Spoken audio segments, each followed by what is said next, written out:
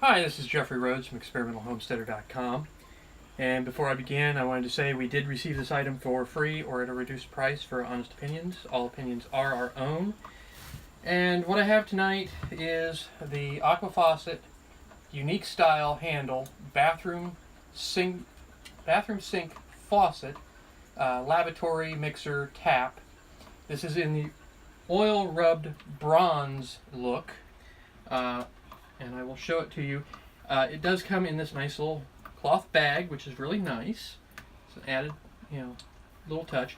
This is what it looks like. It's a very beautiful faucet. It does not come with a cover plate. So if you're like we are, we're converting from a 3-hole to a 1-hole sink. So we needed a cover plate. So we're using the silver one. It's a silver nickel rather than a oil rubbed bronze. We're hoping eventually to get an oil rubbed bronze plate to go with this, but right now we're just using this one. We did have a little bit of an issue with our sink. This is a very old sink. It is not standard. The holes were smaller than the standard size, so I actually had to drill out this center hole to be able to put this sink in, or this faucet in, I mean, because the attachment piece would not go in. So this is where the sink is, the faucet's going to go. Now, it does also come with the connector hoses. These are a little different from what I normally have in connectors. I normally have this type of screw-on connector at both ends. This does not, because these screw directly into the base of the faucet. And if I can get it to thread in there. There we go. Okay, you just screw them in. Tighten them down just a little bit. They do have rubber rings on there to keep them from leaking. This is the trickier one to do generally. They sometimes like to try to twist together.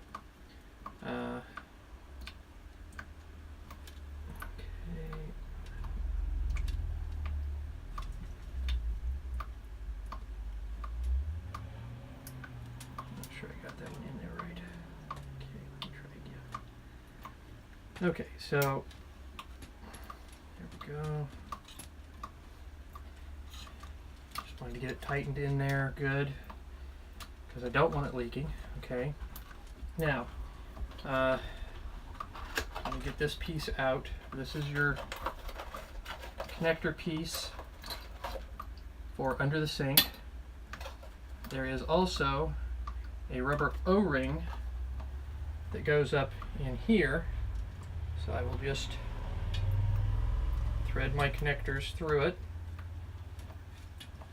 and bring it up, because it's going to go right in here and give a little bit better seal between the faucet and the metal plate there. Okay, so next we're going to just thread our connectors through. Okay, and set our faucet in place. Okay, so now I'm going to attach this connector. This is threaded down to a point here. This is the part that is actually going to thread into the faucet up here, and then this piece rotates. You tighten it up to tighten it against the sink basin. So I'm going to reach under here and find, whoops, forgot about this. You do have to thread your connectors through this piece. Otherwise, you cannot put it on there. It will not fit. Okay, sorry about this. I'm trying to do it one-handed. There we go. Okay, pretty much have to thread them through one at a time because these end pieces are just a little wider than. Okay, now. Okay. Okay, so I'm having a little difficulty with the O-ring, but you can see this is the connector here where it's going to connect up to the faucet. So as soon as I can get this O-ring placed properly. Okay, now we're just going to put this down here and we're going to try and thread this through.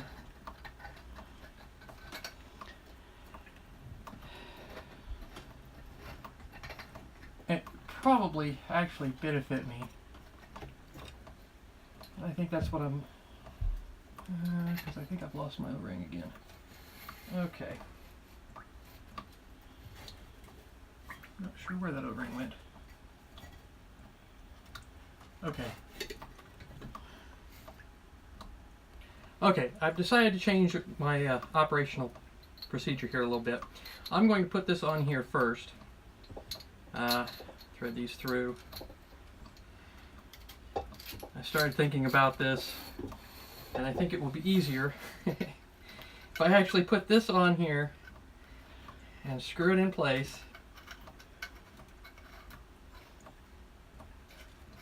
Okay, like that. Get my O-ring up there. Now I can thread these through, and I can thread this whole thing through the hole.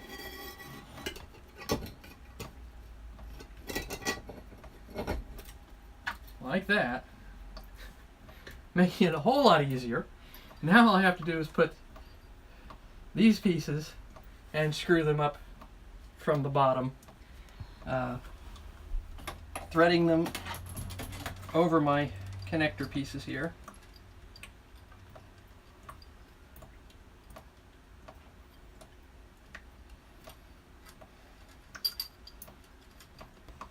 Okay, so I just bring this up. I find my connector piece underneath, and you can hear that just rotating around. And once I get it up where it's almost tight, there we go. Now I get this set where I want it, line it up, and start tightening that down. And I may just leave it finger tight for now. I may not go after it with a wrench till I'm completely satisfied with how this looks. Same thing, I'm going to connect up my connectors under here to my water lines.